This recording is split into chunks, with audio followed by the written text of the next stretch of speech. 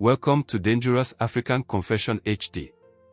In today's video, we have the continuation of the heart-wrenching story of the devoted pastor who faced a shocking betrayal from his wife, leading him into a deep spiritual crisis. Will he find redemption, or will his faith be shattered forever? Stay tuned as we uncover the raw truth of love, faith, and betrayal. Before we dive into today's video, don't forget to subscribe and hit the bell icon so you never miss an emotional twist on Dangerous African Confession HD. Let's dive in. My brother, I asked if she has been with other men. And my brother, her answer even broke me the more. She didn't deny it. No, she didn't try to cover it up. She simply looked at me, as if all the lies, all the secrets, were no longer worth hiding. Yes, she said quietly. She said to me that, indeed, she's been with them. And even went further to tell me that she needed something that I couldn't give her. There it was, the cold truth, the betrayal laid bare in front of me. My world crumbled in that moment. You see, there was no remorse, no apology, just cold indifference. She admitted to it without a single tear. She said, I was lonely. Even though you were here, you were never home.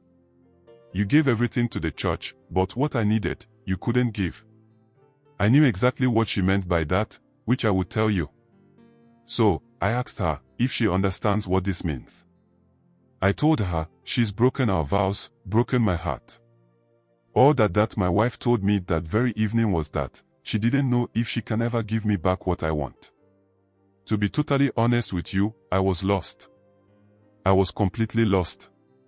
I had trusted her with everything, my heart, my faith, my family, and now it felt like it had all been torn apart in an instant. How could I stand in front of my congregation, leading them with this brokenness inside me? The pain was unbearable.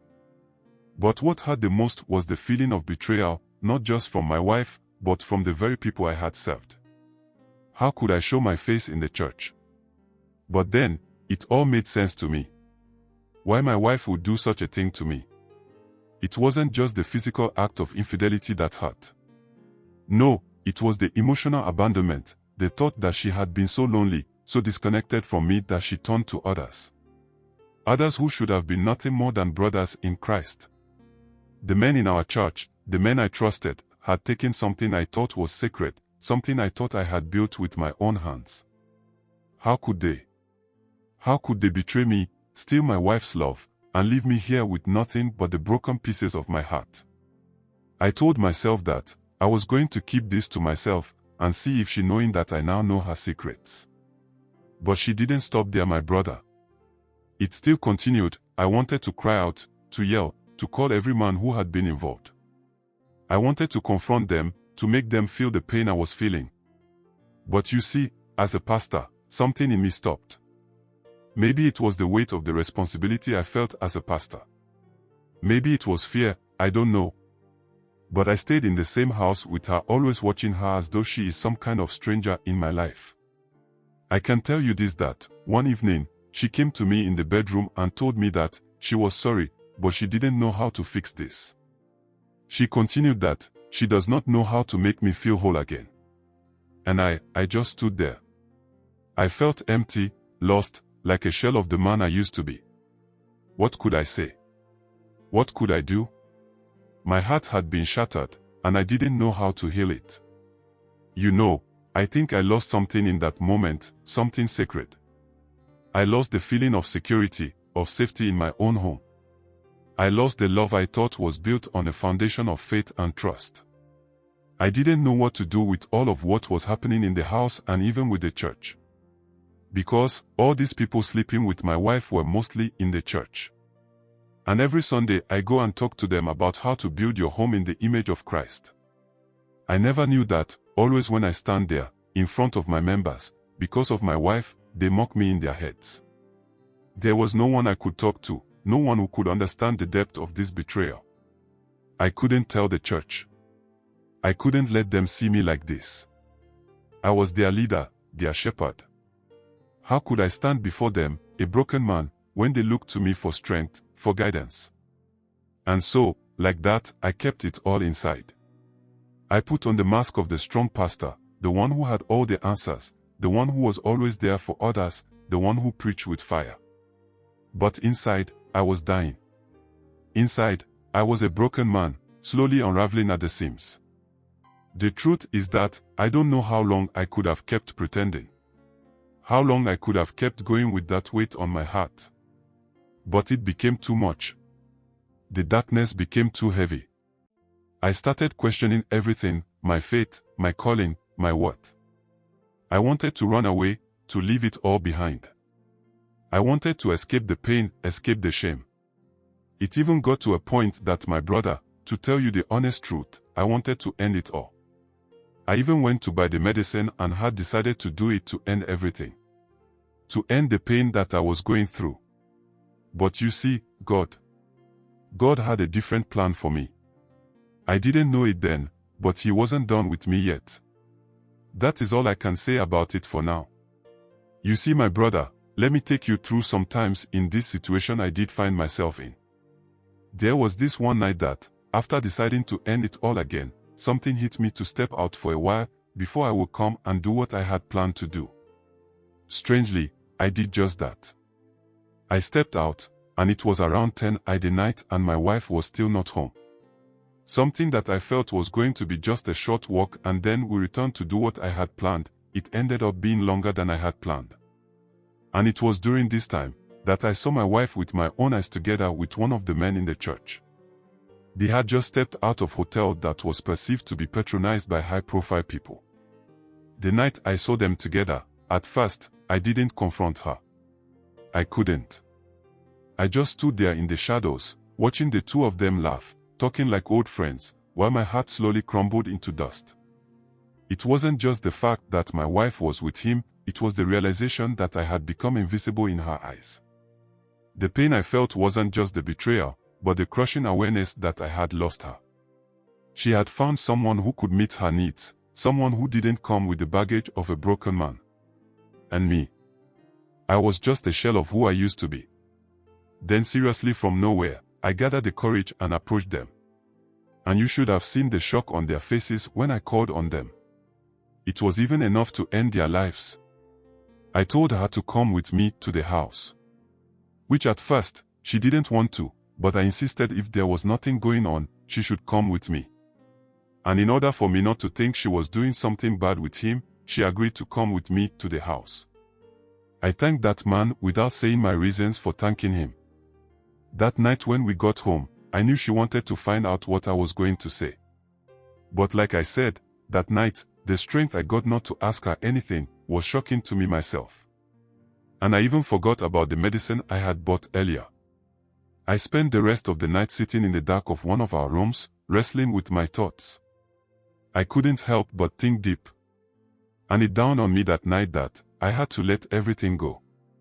And concentrate on the people the good Lord had tasked me with. That, I will say, was the beginning of my healing process.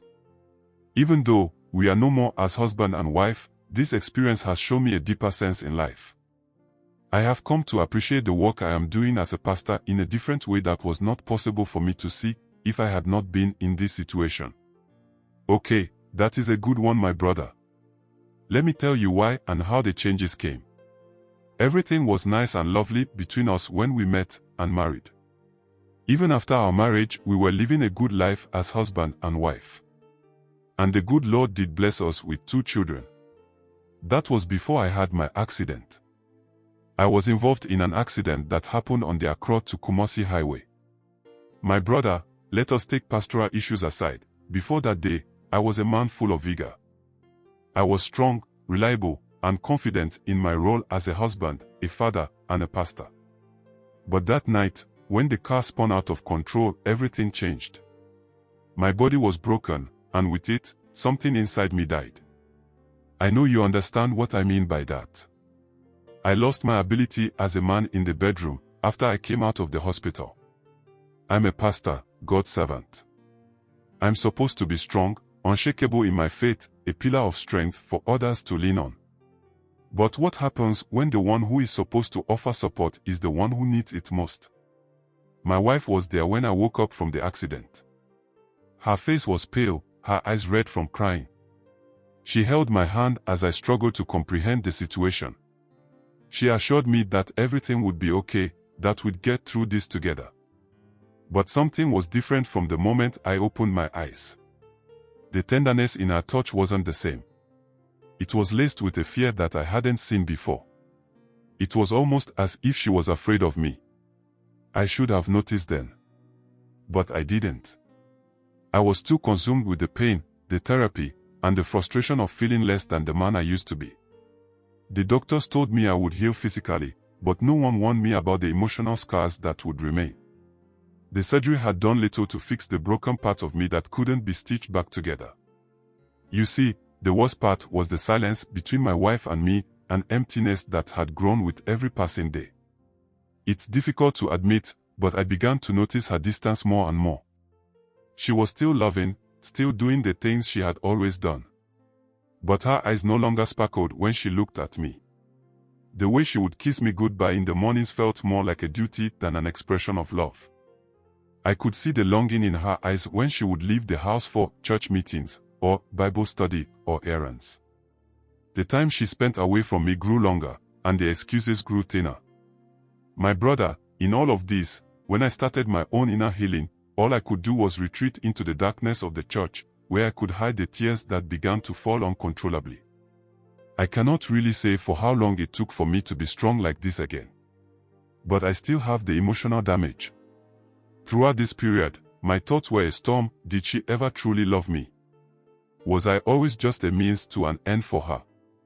I had given her everything, my love, my devotion, my faith. But none of it seemed to matter. Not when the one person who was supposed to love me unconditionally found comfort in the arms of another man. Even in all that, like I said, the hardest part of it all was the guilt I felt as a man of God. How could I, of all people, allow this to happen? How could I preach about the sanctity of marriage and the love of God while my own home crumbled around me? I tried to pray. I tried to seek solace in the very faith that had once given me strength. But the words wouldn't come. My prayers felt hollow. I felt abandoned by the very God I had dedicated my life to serving. I still don't have the answers. I still don't know how to heal from this pain. But as I sit here, telling you this story, I realize that it's not just about the betrayal. It's about the brokenness that lives within me, within all of us. We are all flawed. We are all in need of grace. I need it. And maybe, just maybe, my ex-wife needs it, and you who is listening might need it too. I don't know what comes next in life for me and for you who is listening to me. But I pray that even as I fight to see the light at the end of the tunnel, may you also experience God in a way that you have not thought of before. This story serves as a powerful reminder that no matter how strong our faith or our relationships may seem, we are all vulnerable to life's unexpected challenges. Betrayal, pain, and hardship can strike when we least expect them. But it's how we respond, how we rebuild, and how we lean on our faith and resilience that shapes our true strength. If you're going through something similar, remember, no pain is permanent, and healing is always possible. Don't be afraid to seek help, lean on your faith, and always remember that you are not alone. Until our next video, if you found something in this story that resonates with you, or if you're struggling with your own journey, drop a comment below and share your thoughts. We're a community here to support each other. Subscribe for more emotional stories and powerful confessions that dive deep into the human experience. And don't forget to hit the bell icon so you never miss a moment of inspiration. Stay strong and keep believing.